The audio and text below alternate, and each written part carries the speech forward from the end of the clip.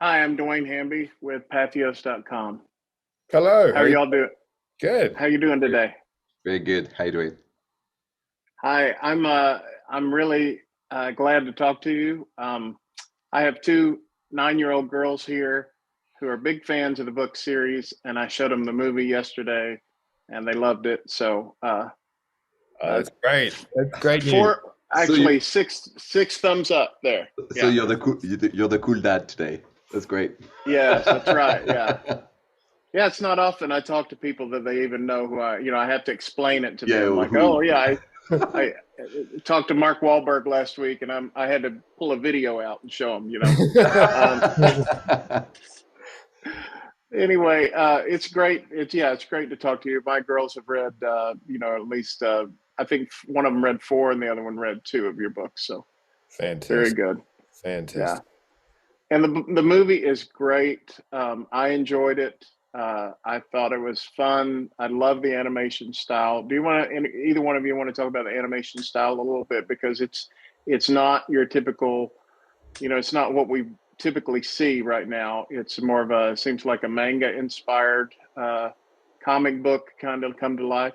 Yeah, it is actually. It all started from my own upbringing on my end because I'm French, and I think I got different, influences than, your typical, Hollywood movies. I think because France is really kind of a very, very big in terms of the culture of the image, whether it's cinema or the graphic novels.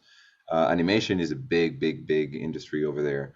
But it's also kind of a interesting place where you have a lot of influences coming from Japan and the US, and obviously its own stuff. So there's tons of cross pollination between these three cultures. I grew up with watching tons of animes. That those animes now are much more popular in the US thanks to streaming. I'm not talking about manga. I'm really talking about the animated versions of them, Right, right.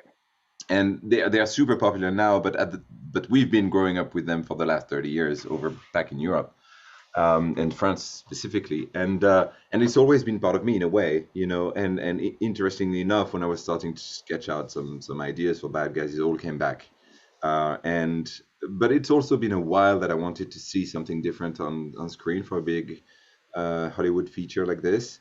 We Right. tend to always see the same kind of perfect rendering from the computers, same type of character design, same type of lighting renders, and then Spider-Verse happened, and it kind of opened lots Right. of doors. And then for me, it was something that seemed obvious. I wanted to do that for a while, and a lot of us did. But then they really opened that door for the studios to understand that there is more to do than just realism or hyper realism with animation. And so for me, it was the perfect moment to actually just try and implement this in a movie like this one, where I could really put all my influences and ideas in there. And the studio went for it, which was amazing. Well, it's a beautiful film. It, I mean, it just looks spectacular. But I love the story too. Aaron, do you want to talk a little bit about, as somebody, I write a lot about family and even faith stuff. So I talk a lot about redemption in films. This movie's all about redemption, really.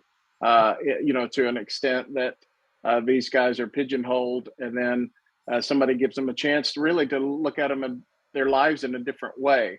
So you want to say a little bit about that, how that message comes across, and why it's important for people to hear it? Absolutely. Well, I mean, look, it's what triggered the impulse initially to write the book series was wanting to.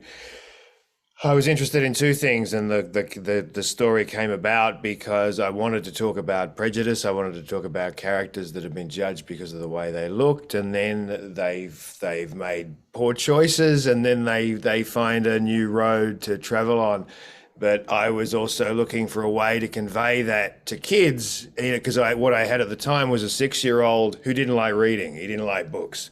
In fact, they used to make him cry. He was so bored by the idea of reading. So I wanted to write something that was cool, and also talk about something like that. So I had the idea he likes scary animals. So I thought, well, hang on, what if the scary animals were being judged? And what if they've made some poor choices?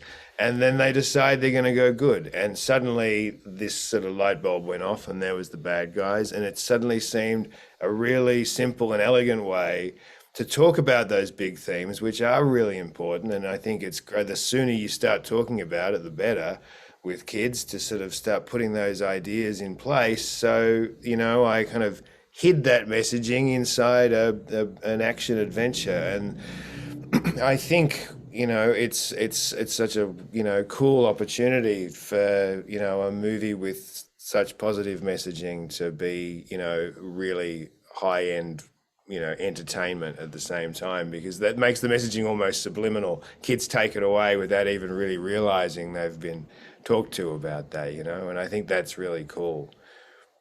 Yeah, me too. Well, hey, I know it's quick, but it's a pleasure to talk to you today.